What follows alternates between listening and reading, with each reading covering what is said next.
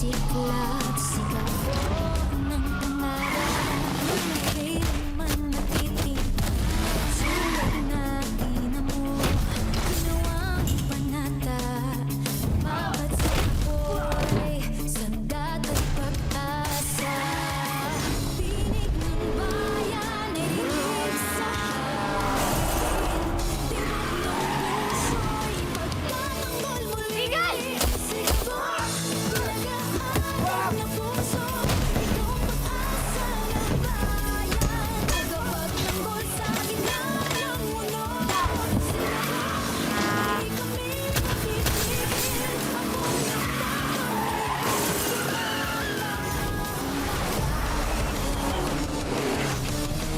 Pilipinas, sabay-sabay sumigaw.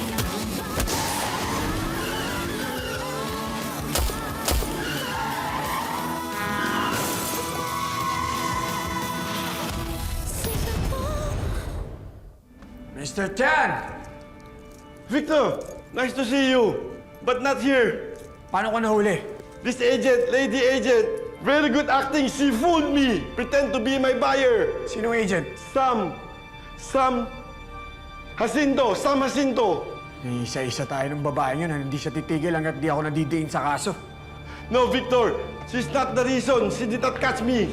This guy, long hair guy, dito ka, jacket, dito ka. he caught me. Dito ka, di ka Not dyan. Jacinto, not the girl. Ito ka. Pasok. Hey, yo! I did my phone call. Siya na naman. Bakit di niya kami titigilan? Makalabas lang ako dito. Hahanapin ko siya. Yung hayop na yan. At paparusahan. General ka pa naman. Hawak mo dati ang buong kapulisan. Ngayon, isang anak mo na mababa lang ang ranggo, hindi mo mautusan. Wala kang kwentang ama. Who the hell do you think you are? Para questionin ang pagiging ama ko! Ikaw ang may anak na kriminal. At ikaw nagkatid sa kanya kung nasan siya ngayon. Manang-mana sa'yo. Dati ka pang utak hudlom.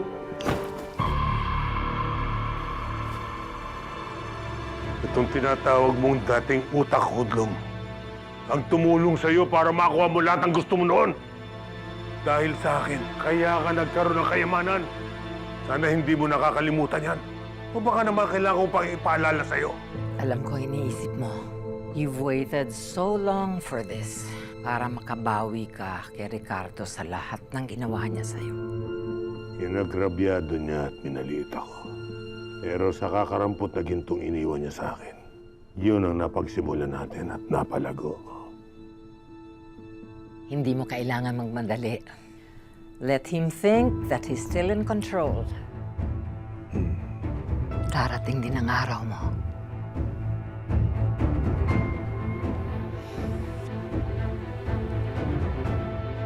Darating din ang araw na babaliktad ang lahat. Sam, Ma'am, ano na naman ginawa mo? may problema ba? Max, ako na. Sam, what happened? Hinahanap ka ng dad mo.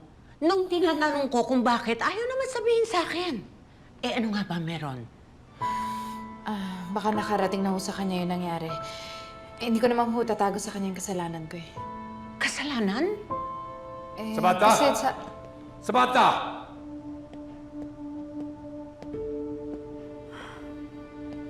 Dad, Nilabag mo ang protocols ng agency mo? Totoo ba yan? I want to hear it from you. totoo po. Walang matinong law enforcer ang kikilos na hindi alam ng kanyang superior. Pinagbawalan ka na nga eh. Dad, ginawa lang naman ho namin yan para mahuli po yung mga members ng gold smuggling.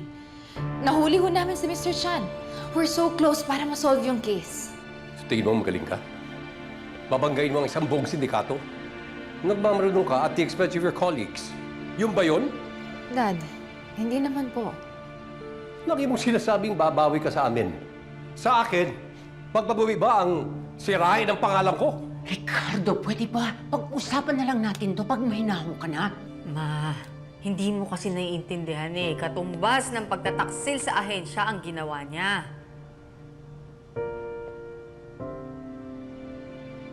Alam mo na kung gaano kahalaga sa akin ang pangalan ng bitbit mo. Sinisira mo yung legacy ko eh. Pero I will give you one more chance. Dahil sinasabi ng mama mo na magpakatatayo ko sa'yo. Oras na dugisan mo pa ang pangalan ko, hindi kita palalayasin. Kakalimutan ko na anak kita. Baka nga dapat tigilan ko na tong Zafra case na to.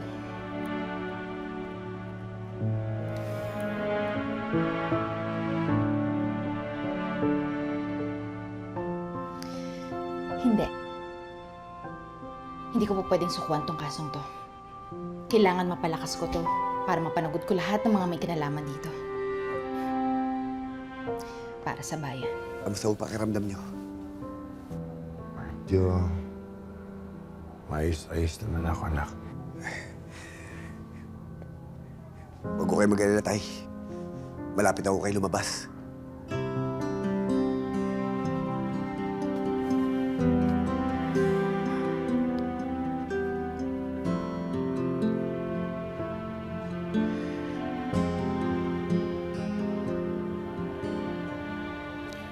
Ay, Doc.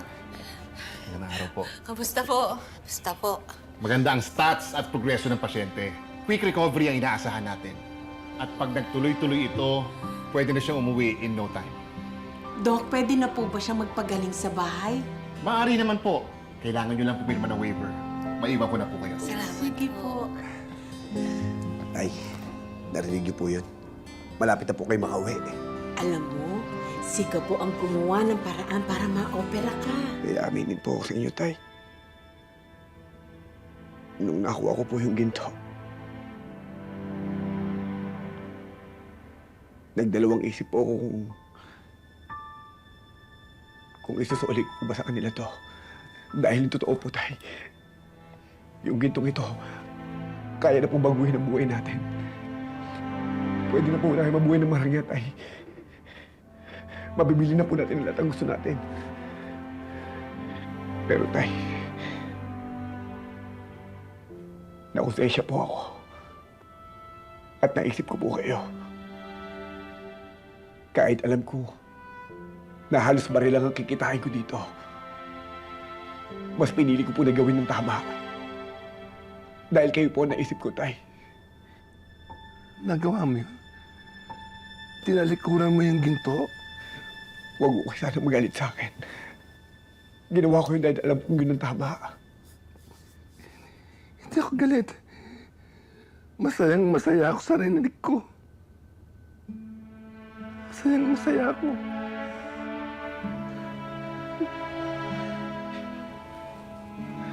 Tay, alam kong kakayanin natin po. Alam kong kahit anong pagdaanin natin, kahit ano pang pagsubok ang dumating sa buhay natin, alam kong malalampasan natin ang lahat ng to, tay.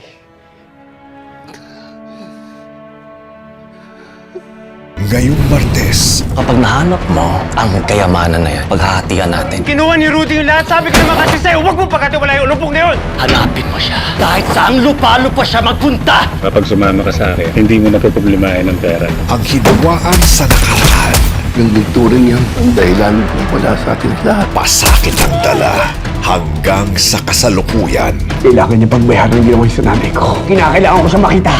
Coco Martin Sigabog. Ito yung pinakauna kong trabaho na gagawin na makakasama ko si Coco. Pero, young Coco ang makakasama ko dito.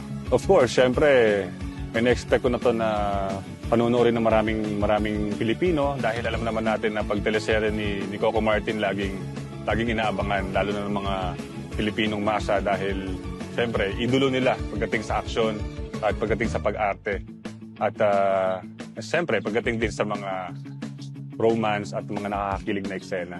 Kaya maganda na ipapakita ni Direk Coco yung gantong storya. I was surprised because I didn't expect na they would call back and ask if I can do a mom role for the young Coco. It's quite surprised but also happy and blessed that they considered me. Excited ako, syempre, kasi nga matagal na akong hindi gumagawa ng teleserye. And of course, itong team na to, sanay na and tuloy-tuloy sila sa paggawa.